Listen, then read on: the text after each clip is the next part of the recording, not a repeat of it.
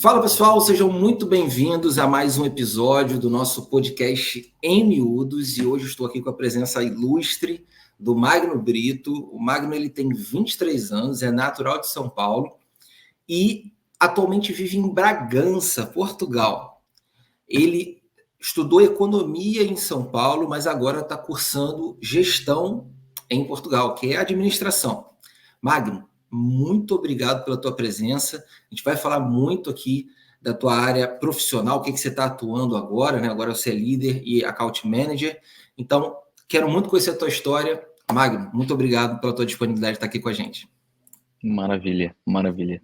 Eu agradeço muito o convite, Fábio, para a gente conversar um pouco, conhecer, admito que essa experiência de podcast e gravação aí é muito nova para mim, mas eu sempre, desde que foi fundado isso, desde que iniciou-se, eu costumava acompanhar bastante, até antes mesmo de crescer e se tornar o que é hoje, né? E vai ser um gosto muito grande falar um pouquinho mais aí com vocês. Maravilha, maravilha.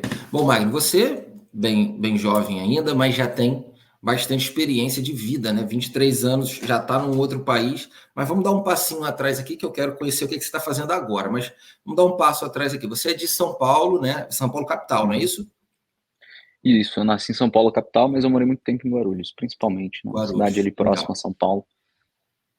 Maravilha. E você começou no Brasil a cursar economia.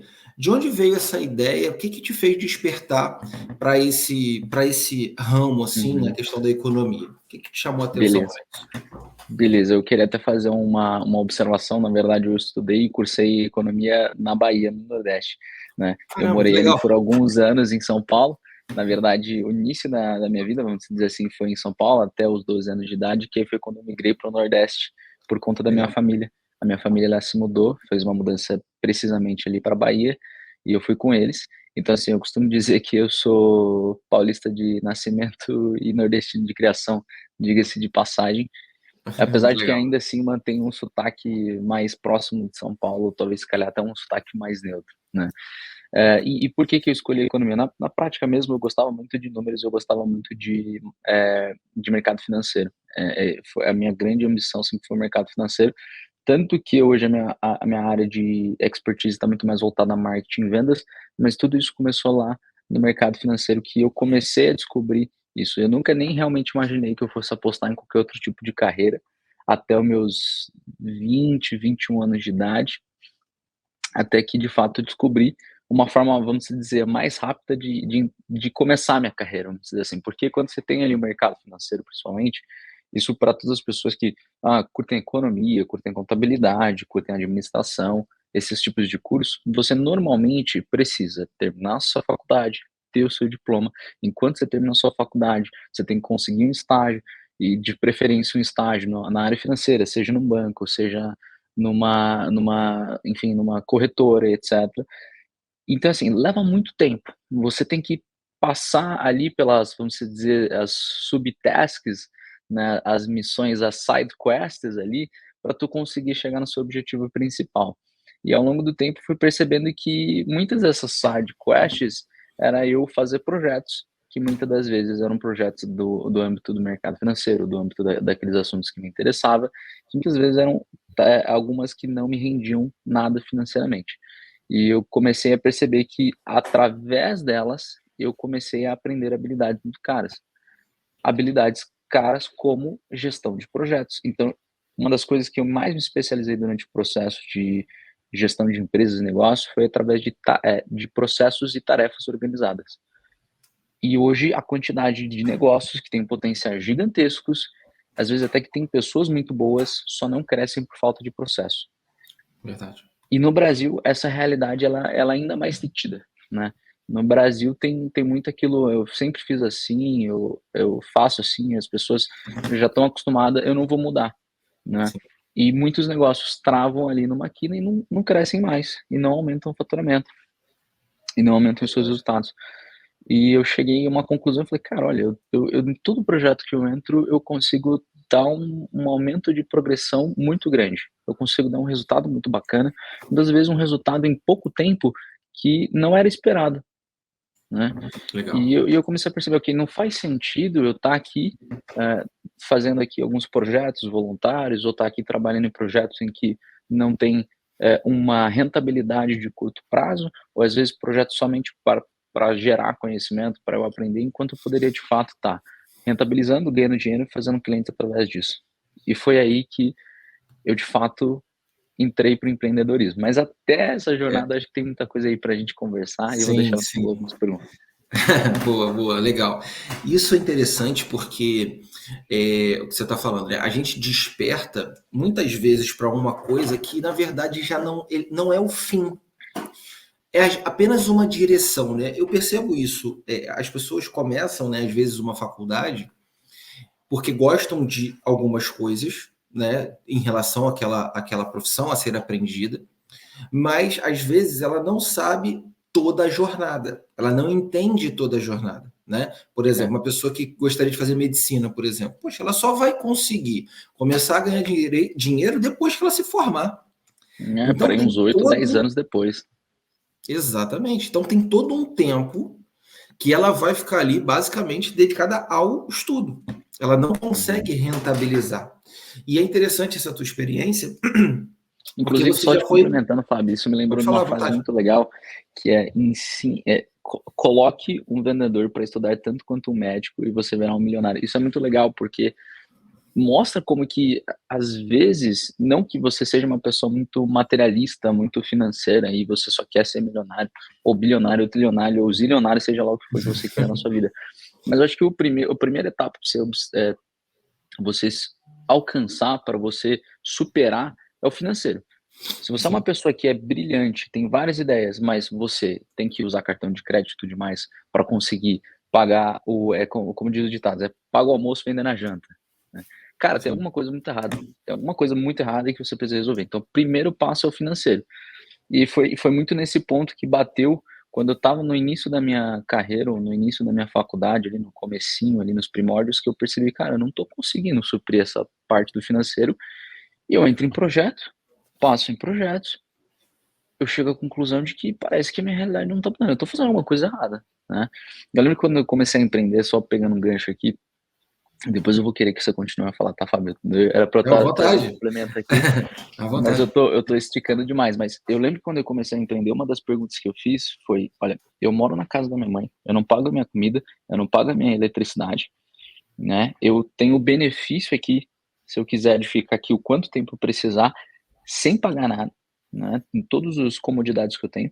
Se eu não tomar o risco de começar um negócio, colocar a cara a tapa, eu acho que eu nunca vou começar. Porque o porquê que eu começaria numa segunda etapa em que eu tenho que pagar aluguel, em que eu tenho Uhum. que pagar mercado, que eu tenho que pagar contas, que eu tenho que pagar a fatura do cartão de crédito. Eu vou estar com muito mais pressão para iniciar. Então eu nunca vou começar. E aquilo parou de ser somente uma questão profissional e se tornou uma questão pessoal. Se tornou uma questão de fato de, poxa, é minha capacidade. Se eu não consigo nessa condição, acho que em outra provavelmente não vai dar certo. Não, perfeito, perfeito. Isso é interessante porque você teve essa capacidade de despertar cedo para isso, né? Muitas vezes a gente percebe a pessoa, as pessoas como um todo, despertando tarde. E aí entenda o tarde aqui, tá? Tarde entre aspas, para o Sim, sim. empreendedorismo, né? A gente tem grandes histórias, até aquele dono do KFC, né? Que, que era um idoso já, uma pessoa de 60 e poucos É, anos, e ele vai sim. lá, pega o molhozinho dele, do franguinho que ele fazia, começa a vender aquilo e hoje é uma das maiores Isso é empresas do mundo. isso é genial, né, cara, e como que mostra como o tempo ele é relativo. Às vezes eu posso ter começado tarde também, se a gente for considerar que eu hoje eu tenho 23, mas eu comecei na prática com 21 anos, né. Eu posso eventualmente ter começado muito cedo. Às vezes eu olho para trás e falo: "Cara, se eu tivesse trabalhado de fato numa grande empresa, tivesse absorvido fundamentos e princípios antes de eu começar meu negócio, talvez eu tivesse mais chances ali de ter sucesso em menos tempo", né. Uhum. Tudo bem que sucesso também é muito relativo para cada Sim. pessoa, e aí, ok, o que que é sucesso para você? Às vezes a pessoa fala que o sucesso para ela é ter uma família feliz, uma vida estável, e aí, quiçá, o empreendedorismo não é o caminho para essa pessoa do âmbito de ansiedade, do âmbito de, muitas das vezes, não ser tão estável, não gerar tanta estabilidade, pelo menos por alguns anos, não é? Porque quem tem o privilégio de abrir empresa e no mesmo ano fazer a empresa ser um negócio sólido com várias pessoas, com uma estrutura muito bem definida, são poucos, assim, tipo, para ir em 1% do mercado. Então, assim, você vai estar nos 99%, e você vai ter que pagar o preço. E muitas das vezes é você não dar atenção para tua família, muitas das vezes é você ter que mudar a tua rotina, muitas das vezes cara, assim, eu desconheço, e isso no Brasil ainda é mais difícil, você conseguir trabalhar e fazer faculdade ao mesmo tempo. É. Então, assim, uma pessoa hoje que consegue trabalhar e estudar no Brasil hoje junto, cara, ela abriu mão de muita coisa e a principal dela é a sanidade mental e tempo com a família. E o empreendedorismo ainda vai além. E Uhum. foi um dos motivos também pelo qual eu não consegui continuar a faculdade no Brasil. Sim.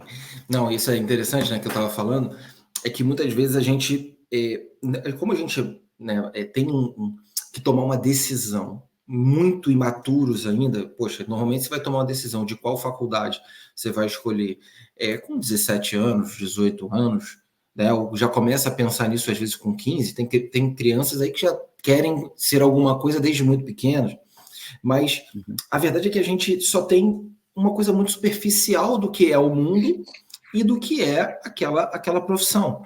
Por exemplo, no uhum, passado, uma pessoa fazia uma faculdade só, por exemplo, e trabalhava com aquilo pro resto da vida. Hoje em uhum. dia, hoje em dia não é assim. E vão ter pessoas que vão ter 2, 3 faculdades e vão estar com problema financeiro também. Então, Isso é verdade, é, isso é tem verdade. pessoas, né, por um tempo houve foi difundido de que para ter sucesso teria que se fazer uma faculdade. E hoje a gente já vê que não é bem assim, né? Você vai ver Não, pessoas não. com uma, com duas e às vezes ainda derrapando na carreira, ainda E sem isso me faz conseguir trilhar. questionar muito, Fábio, sobre como é que vai ser o futuro das profissões, né? Porque hoje a Exato. gente tem acesso à informação de uma forma tão bizarra que chega a ser assustadora. Eu genuinamente hoje eu não consigo diferenciar um profissional, ambos com experiência de mercado, ok? Que seja um profissional com formação e um profissional sem formação. Eu não consigo diferenciar, principalmente quando a gente parte num pressuposto de que você não sabe exatamente aquele termo técnico, ou você quer aprender toda a os pormenores técnicos, você tem uma ferramenta como o ChatGPT que te dá uma aula em questão de minutos. Então é assustador o nível de quantidade de informação que, se calhar 50 anos atrás, quando as pessoas de fato faziam faculdade, elas tinham que passar horas encontrando aquilo num livro. Às vezes aquele livro estava ocupado por outra pessoa, ela tinha que voltar na semana seguinte para conseguir acessar aquela informação, né? É absurdo.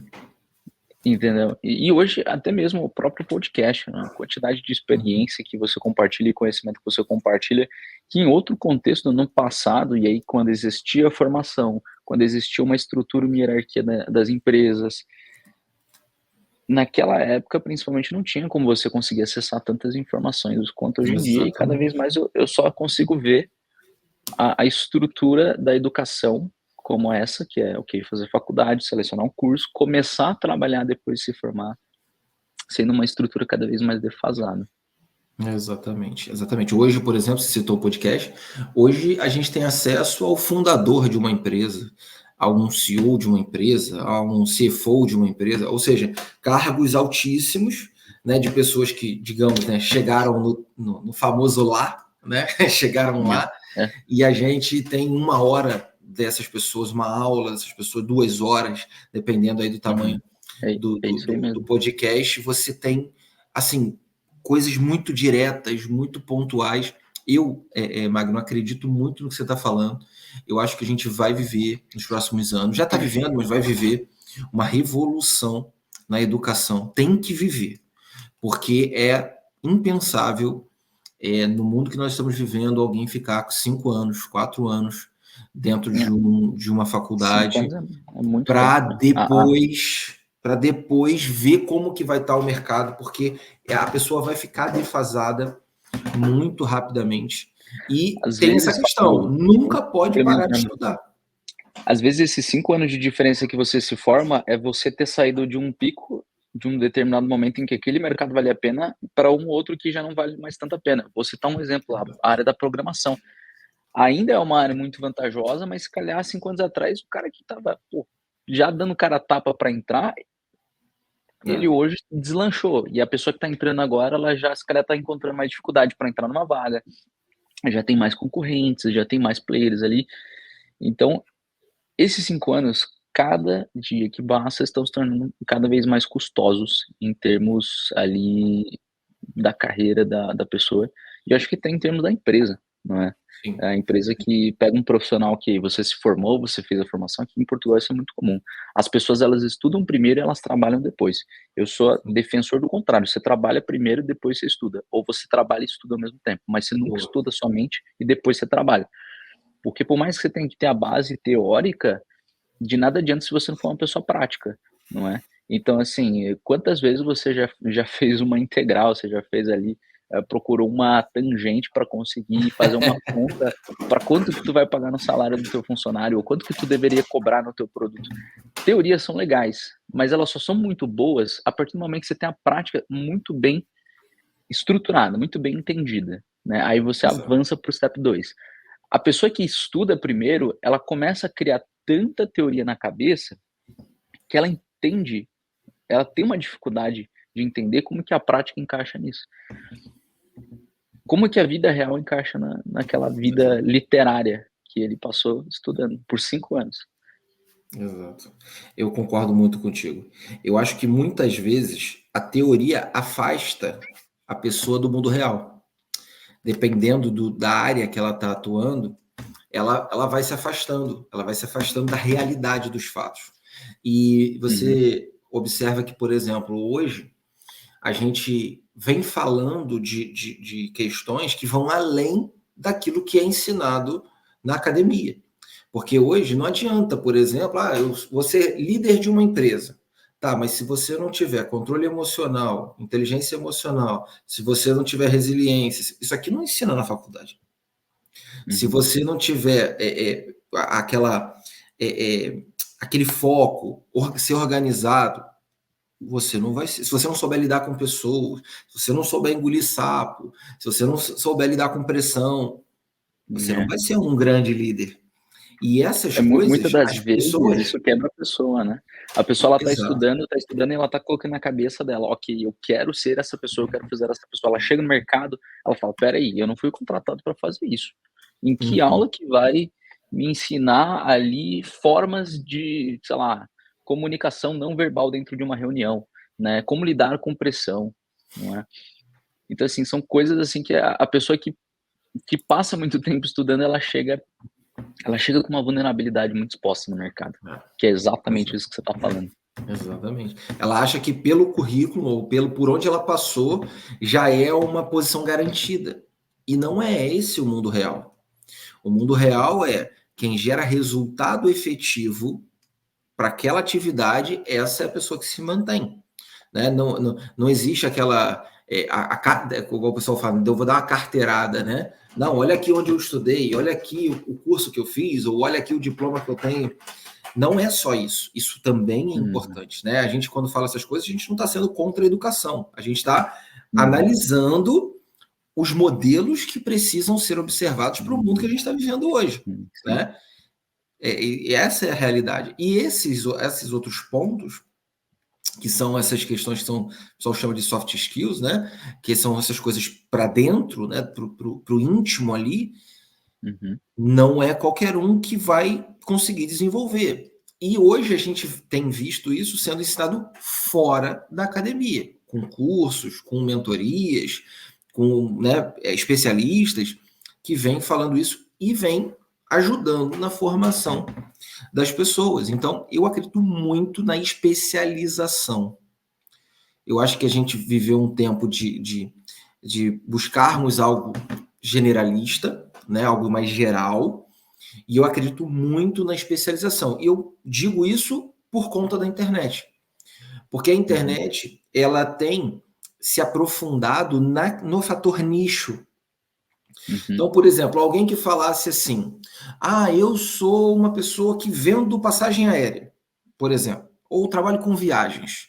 Essa pessoa está tentando pegar o universo inteiro. Hoje na internet, você vai ver pessoas que falam assim: eu sou especializado em viagens para ver a aurora boreal. uhum. Entendeu? Se Não é for qualquer parar, viagem. até mesmo a diferença de preço é gigantesca, né. Exatamente. Então ele vai Por lá acaso. no específico, no ponto específico, e ali ele cria o nicho dele, ele Uhum, faz a base dele, ele pode cobrar o preço que ele quiser, porque uhum. ele é especializado, ele sabe tudo de aurora boreal, ele sabe onde encontrar, que dia, que Sabe? horas, e a cor, e quer Exato, onde rosa, você quer vai verde, dormir, quer. quantidade de conexões de voos que você vai fazer para chegar lá na Noruega, ou na Islândia, ou tem a van que vai pegar todo mundo, vai colocar e vai levar dentro do local na hora Exatamente. certa, e aí ele tem o champanhe, o vinho que vai abrir para você tomar a experiência, e isso vende, isso que você está falando é muito sobre vender a experiência. Eu acho que também parte do caminho hoje de você conseguir ter resultados, é você vender muito mais a experiência do que o que você fornece em si. Então, a aurora boreal talvez seja o serviço aqui, eu vou te vender para te levar na aurora boreal, mas o que que você vai ter lá? Não Uhum. é? Qual que é a experiência que você vai alcançar? É uma descoberta ali gigantesca, né? E eu acho que tem que entrar muito dentro da vertente da experiência. Exatamente, exatamente. Então, concordo 100% contigo. Agora, vou te fazer uma pergunta, Magno. Então, você é natural de São Paulo, depois se mudou na adolescência para a Bahia. Quando que foi a virada de chave para você decidir ir para Portugal? Foi quando que você... qual foi o fator que fez você virar essa chave e escolher Bragança, por exemplo? Beleza. É uma excelente pergunta, inclusive é muito curioso, né? Porque recentemente eu venho descoberto que a opção dos brasileiros para quase todos os efeitos é sempre Lisboa, ou é Porto, ou é Braga. É Sim. estranho, soa estranho você não ir para uma dessas três cidades se você for para Portugal. E eu particularmente penso que, claro, não é sendo contra a ideia dessas três cidades, que eu particularmente acho que são cidades maravilhosas, mas a qualidade de vida que dá para se ter no interior é surreal, é surreal. Ah, ok, preciso ir para Porto, preciso ir para Braga. Eu estou literalmente a 2 horas de carro, né? Uhum. Preciso fazer uma reunião, faço, tiro uma tarde, volto para cá.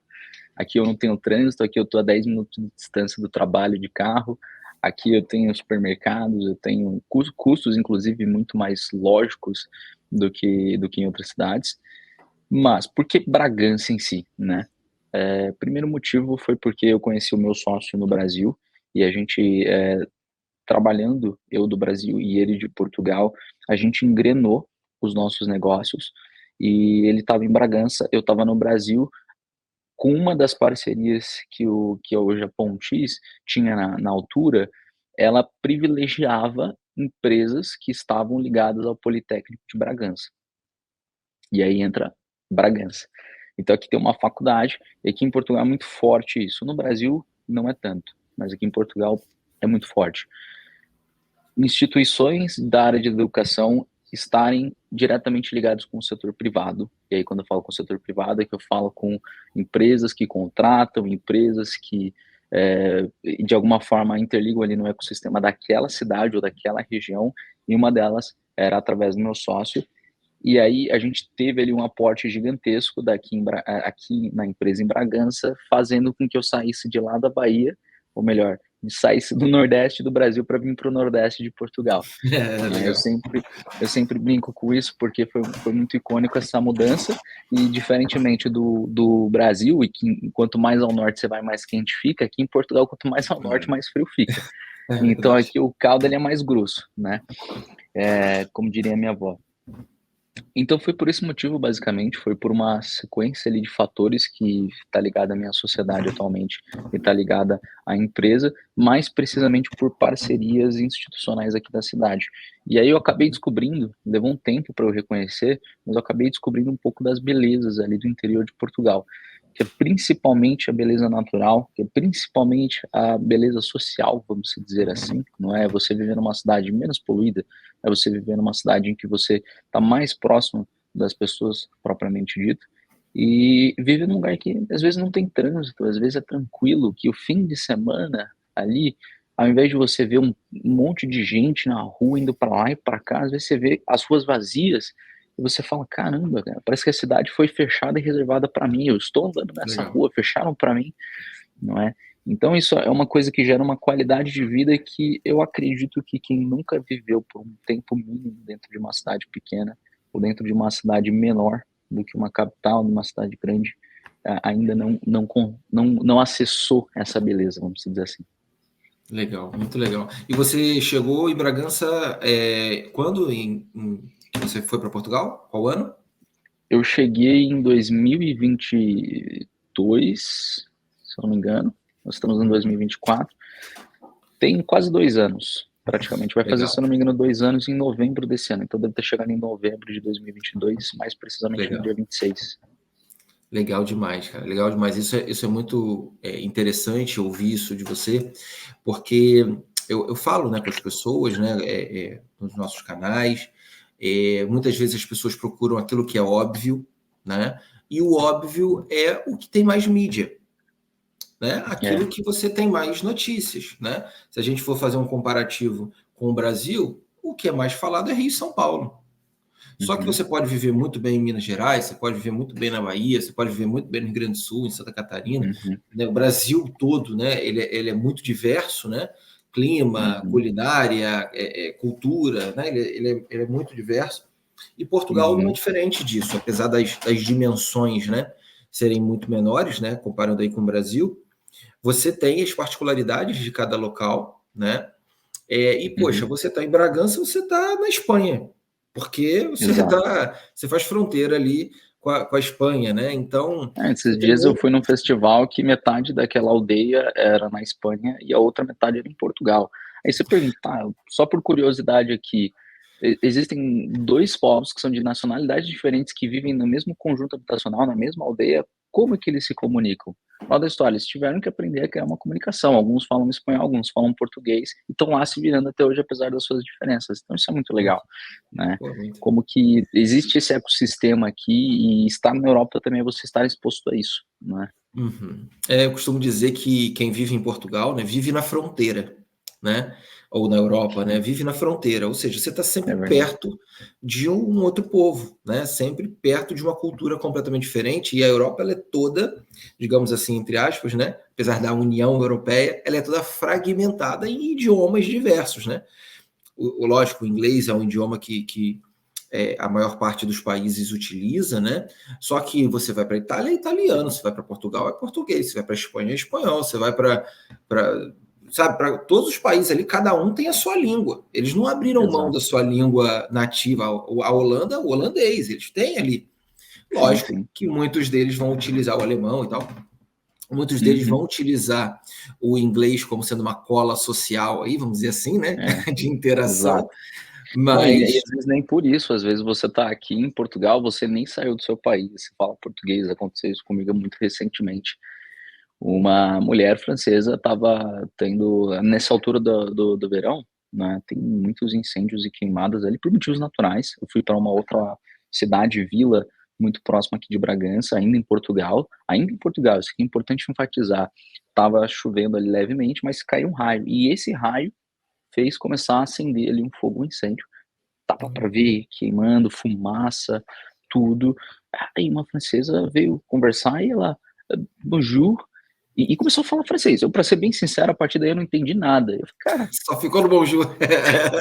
eu vou chegar na França, eu vou falar bom dia, então onde é que eu faço para encontrar a padaria ali que vende croissant com Nutella? A pessoa vai ficar me olhando, peraí, amigo, você tá no lugar certo? Não, mas assim, de certa forma, às vezes soa até falta de bom senso o quanto que as pessoas não abandonam a própria língua, né. Mas é claro, aqui as pessoas levam muito na esportiva, não é aquela coisa do tipo: você está em Portugal, só quero que você fale português.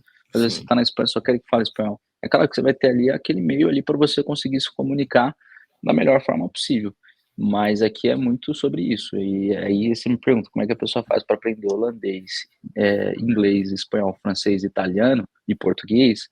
Provavelmente ela não vai aprender, ela vai aprender 1 ou 2 ali, o resto ela desenrasca com inglês. Exatamente. Isso é interessantíssimo, porque, né, o Brasil é muito grande, você viveu no Nordeste do Brasil também, em São Paulo, e às vezes você pode passar uma vida inteira no Brasil sem ter contato com ninguém que fale qualquer outro idioma a não ser o português. Né?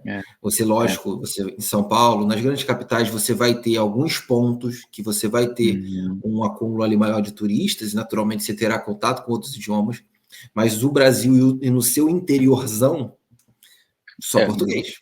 É Só muito, é português. muito, é muito incrível como você, de fato, consegue sair de uma ponta para outra e você conversa É, no mesmo tom ali com qualquer pessoa. Muda uma forma de falar ali, a nível de sotaque, a nível de variação de palavras, mas é essencialmente a mesma forma de conversar em qualquer sim. lugar. Eu digo até que acho que a viagem mais longa que eu fiz não foi nem entre um país e outro, foi entre São Paulo e Belém do Pará.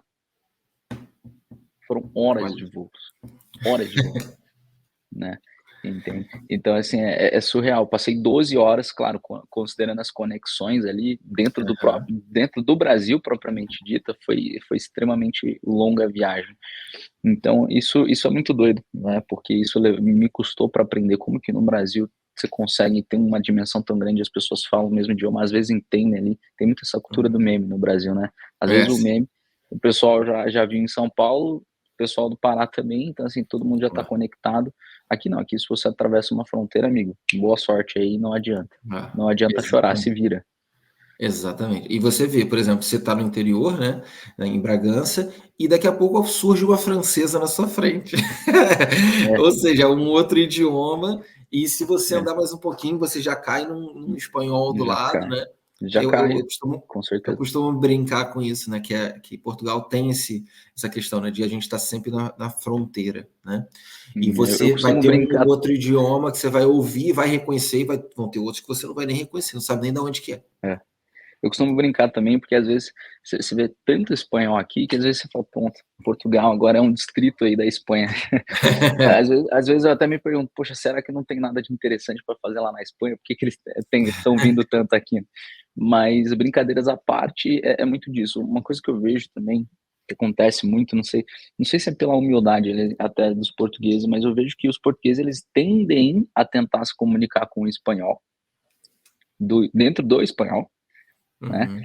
E eu nunca vi um espanhol tentando se comunicar com português no português. Eu nunca vi, Eles até falam que hoje eu não nunca vi. entendem, né? Eles falam que não entendem o português. Aí eu falo, pô, eu Não entendo tudo entendem. que você está falando, como é que você não entende o que eu estou falando? É, Tem exato. uma marrinha mesmo, tem uma marrinha mesmo do espanhol. E eu já conheci espanhóis que moravam aqui em Bragança, que não aprendiam português de jeito nenhum, de jeito nenhum. Não me pergunte o porquê, eu não sei, mas é isso. Mas acontece sim deles. Não, não compreendo, não compreendo. Eu falo, pô, estou entendendo tudo que você está falando. Por que tu não está me entendendo? É Exato, engraçado isso. É exato. engraçado. É, é muito Não, curioso, muito né. bom, muito bom. E continuando aqui, Magno, a tua história, né? Você começou esse projeto. Explica aqui para o pessoal exatamente o que você faz, o que a sua empresa faz, a empresa que você é sócio. Claro, Até porque às vezes uma pessoa pode estar no Brasil pensando, e às vezes você pode ajudar em alguma coisa, até em sim, relação sim, ao Politécnico de Bragança também, as claro, oportunidades que tem no Politécnico. Fica à vontade aqui para claro, perfeito. explicar para o Bom, pessoal. tirar aqui uns 2 minutinhos para vender meu peixe. Não, tô É isso brincando. aí, fica à vontade, Tá. fica à vontade. Aqui basicamente o que que eu faço, né, hoje eu sou sócio ali de uma empresa que presta serviços de marketing digital, então essencialmente a minha empresa é uma prestadora de serviços, aqui a gente tem pessoas e profissionais para cada âmbito, então, vamos supor, desenvolvimento de site, precisa de um profissional para conseguir desenvolver esse site, aí depois precisa de outro profissional para fazer todo o conteúdo verbal, toda a comunicação daquele site, aí precisa de outro profissional para fazer o design, então a gente tem ali toda uma equipa montada para o que aí a gente chama de 80% pelo menos dos serviços dentro do âmbito da publicidade, da comunicação digital hoje, tá. Esses 20%, a maior parte das vezes é estratégico, a gente não ter profissionais ou a gente não ter o know-how para trabalhar isso, por motivos de não ser o mercado ou a fatia de mercado que a gente quer atender, não é. Então é bastante estratégico nesse sentido. O porquê, né, de eu ter ali uma empresa hoje de publicidade online, de eu trabalhar dentro dessa vertente, primeiro motivo é porque entrando na área da prestação de serviço, hoje praticamente qualquer pessoa pode ser um prestador de serviço. E foi assim que eu comecei lá atrás, foi assim que eu comecei lá no começo, de uma forma muito mais amadora e sem processos, é claro. Fui aprendendo no caminho, então, no mundo dos negócios você troca o pneu com o carro andando, né, na maior parte das vezes. Você aprende, você não pode falar para o seu cliente: "Ó, cliente, eu vou suspender o meu serviço com você, porque eu quero refinar aqui minha habilidade", né. Volta aqui conversar comigo daqui 3 meses, tudo bem? Não, desses 3 meses você já perdeu os seus clientes, eles foram embora, foram para outro, você já perdeu a sua receita, você não vai ter dinheiro para se manter e você está fora do mercado. Então você tem que melhorar a sua prestação, você tem que melhorar a qualidade do serviço enquanto você está prestando ele, né? Então, de uma forma bastante incipiente até o avançado foi onde eu comecei e cheguei. Portugal foi um país que abriu portas, e mais uma vez, como eu falo, os portugueses são pessoas incríveis e muito humildes e muitas das vezes abrem portas, apesar da mídia sugerir o contrário, para que brasileiros cresçam aqui em Portugal também.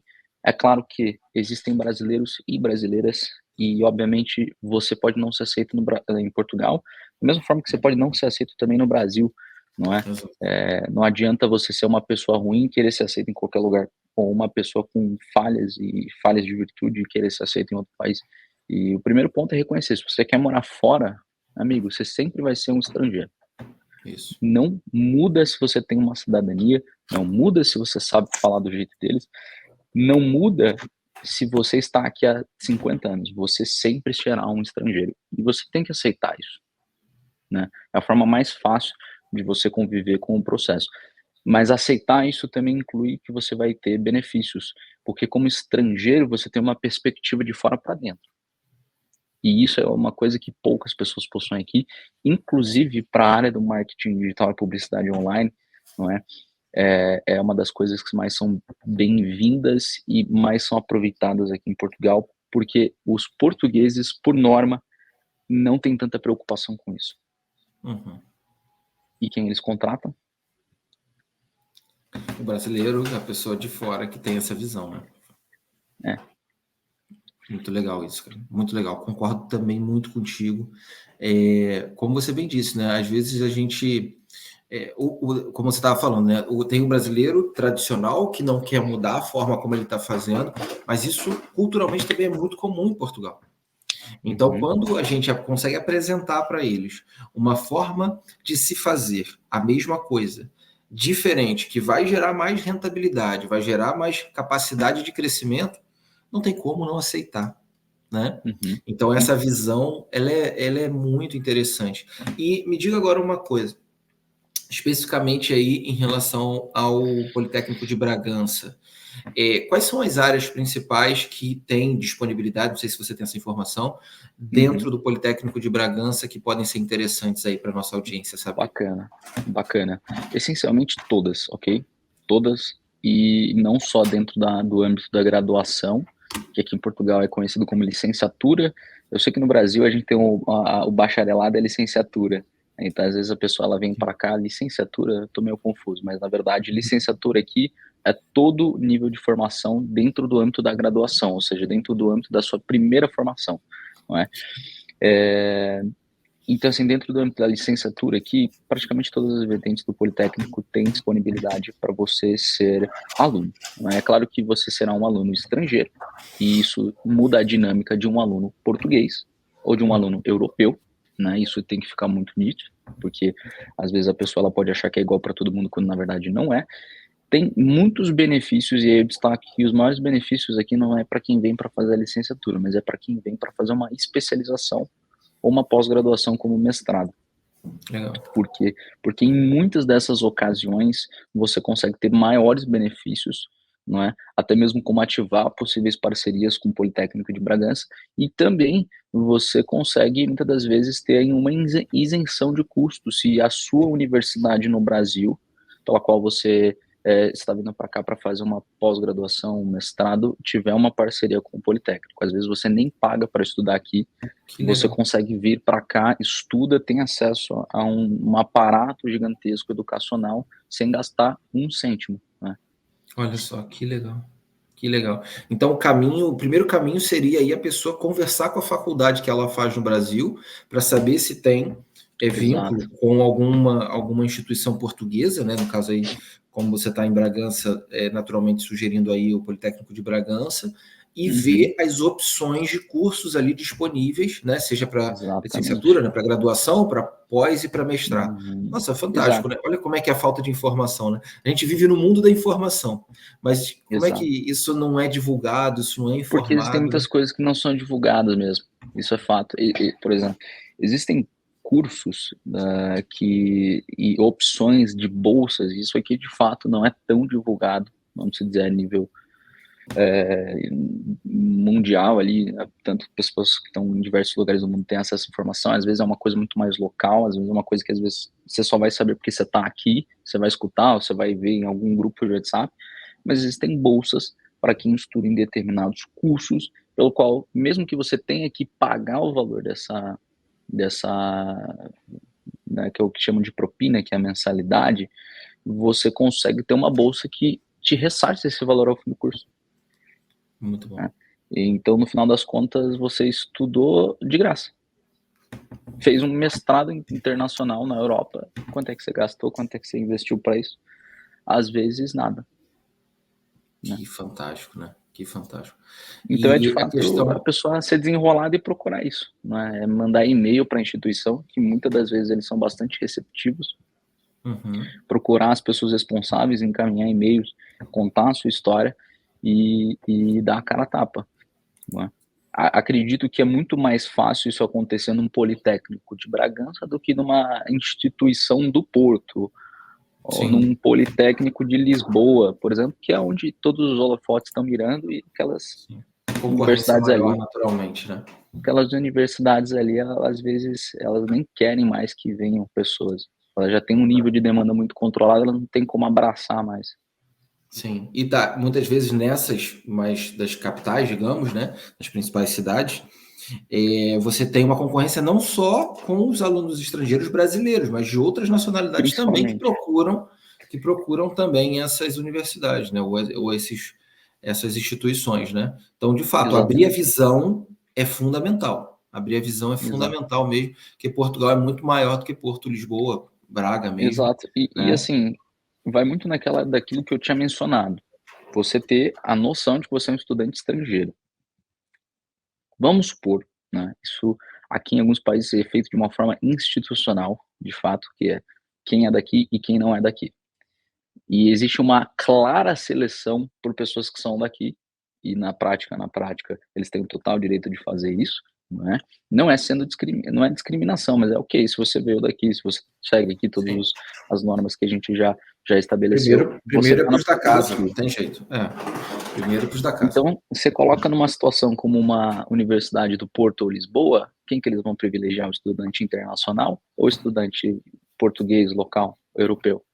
Não. É muito óbvia essa equação. E aí você se pergunta, tá, se as pessoas daqui estão indo para as grandes cidades, como Porto, Lisboa, Braga, seja lá o que for, quem que está indo para essas universidades que estão no interior? Aí você começa a ver que a balança ela começa a tender mais para o internacional. Né? E aqui no Politécnico de Bragança você conhece pessoas que vêm do Paquistão, conhece pessoas que vêm da Índia, conhece pessoas que vêm do Brasil, que vêm de vários lugares, da África principalmente, né? Países ali da comunidade de língua portuguesa que vêm para cá em peso. E aí você começa a perceber, ok, aqui eu tenho mais holofote por ser alguém de fora. E aqui, quiçá, eu consiga ter mais benefícios, consiga ascender um pouquinho melhor. Então, acho que é essa conta que você tem que fazer. Onde é que você vai se destacar mais? Às vezes não é naquela opção óbvia. Perfeito, perfeito. Bom, a gente já está caminhando para o fim aqui, passou rápido o nosso bate-papo, mas eu ainda tenho umas coisinhas para te perguntar aqui. Você tem 2 hobbies curiosos aqui: xadrez e fazer trilha. É isso mesmo? Sim, é isso mesmo. Uma coisa é quietinho, concentrado, a outra é meio do mato. Que coisa é essa? Cara, isso tem a ver, exato, isso tem a ver porque eu gosto, primeiro, eu sou um cara que eu adoro aventura, adoro. Quando eu tive a oportunidade de fazer snowboarding a primeira vez, brilhou-me o olho, eu fiz. E assim, cara, foi incrível, porque eu lá me conectei, isso foi na Suíça, tá?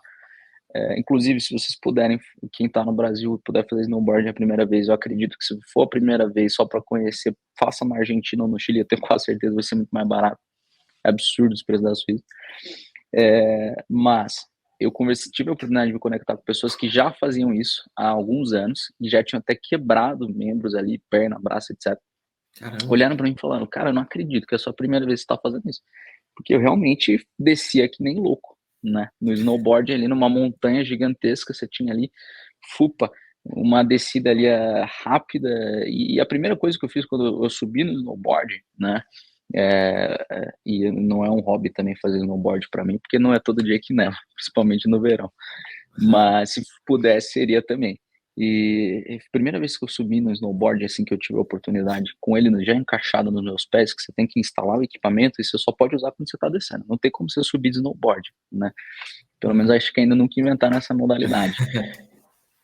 Quando você vai descer, você encaixa ele. A primeira coisa que eu fiz quando eu encaixei meu snowboard para descer, eu fiquei assim, que o pessoal que tava no meu lado deve ter pensado, esse cara é palhaço, né? Qual que é o problema dele? Eu fiquei me jogando no chão umas 8, 9 vezes eu me joguei no chão. Aí por que que eu me joguei no chão?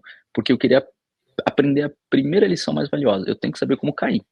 Sim. Porque se eu tiver numa situação em que eu tô muito rápido, fora de controle, é aqui pra eu, sei lá, me jogar errado e quebrar minha perna, não faço.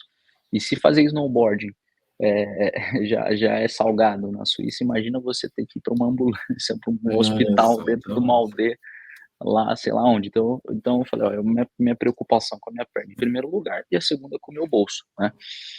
E aí eu joguei, caí umas 7, 8 vezes. Então assim, eu gosto muito de aventura, né, quando eu posso também eu faço coisas diferentes, então esse é o principal objetivo. O segundo, em relação a xadrez. Xadrez é uma coisa que, assim, muito recentemente eu comecei a gostar, e tá aí, eu sempre gostei muito de jogar, opções de baralhos, de tabuleiros, mas eu sempre vi que todos essas opções, elas sempre envolvem sorte. Então, se vamos pegar aqui um exemplo que todo mundo conhece, todo mundo aqui sabe o que é Uno, né. Não vou nem citar pôquer, etcétera, porque às vezes as pessoas não conhecem tão bem as regras, mas vamos lá, colocar o mais básico, o Uno ou truco, seja lá o que for. Muitas das vezes a combinação de cartas que você recebe pode te colocar no topo, pode te privilegiar para ganhar um jogo, ou pode te deixar lá embaixo e você falar: "Ah, cara, eu tô com um péssimo jogo aqui, eu não vou nem investir muito tempo, eu já sei que não vou ganhar". No xadrez não é assim. No xadrez, cada movimento que você faz, ele é estratégico, ele não depende de sorte. Ah, ok, eu começo com a branca que tem a vantagem de ter ali o primeiro movimento no tabuleiro. Ok, a preta ela tem a resposta.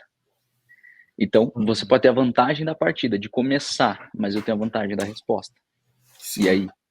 Entende? Então eu acho que trabalha muito essa visão estratégica de cada movimento e principalmente, não é só aquele movimento que você está fazendo, mas é aquilo que representa daqui 5 jogadas, não é? Na quinta jogada, como é que o seu adversário vai tomar proveito, às vezes, daquele vacilo que você cometeu e você nem viu que era um vacilo, né? Então acho muito legal, tenho aprendido e tenho gostado de explorar o xadrez também. Muito legal. E é curioso, fazendo um paralelo aí com o empreendedorismo, que tem momento que é de silêncio, tem momento que é estratégico, tem momento que é Exato. descer montanha, tem momento que é subir montanha, tem hora que é saber como cair, Tem tudo hora a que é ver. saber como cair, tudo a Como ver, cara. levantar naturalmente. Tem hora que você quebra a perna também, Exato. Tem hora faz que você parte. vai escolher assim, ó, eu caí, errei, vou cair, eu vou tentar minimizar o dano, né? É tipo, eu Exato. quero pelo menos cair e não quebrar alguma coisa, né? Então, eu acho Quero que é cair. legal. Isso é muito interessante, né, porque acaba sendo também muita questão da humildade, você reconhecer que você pode cair. Se você cair, você pelo menos tá ali, vamos dizer, fracassando com o mínimo de recursos perdidos. É, Aí eu acho que isso exatamente. tem que também ser claro, né. Agora tem algumas pessoas que são muito arrojadas, né, que é tipo: "Ah, eu vim do nada, se eu perder tudo também tá tudo certo". Eu já Já, não tenho muito perfil, né. exatamente.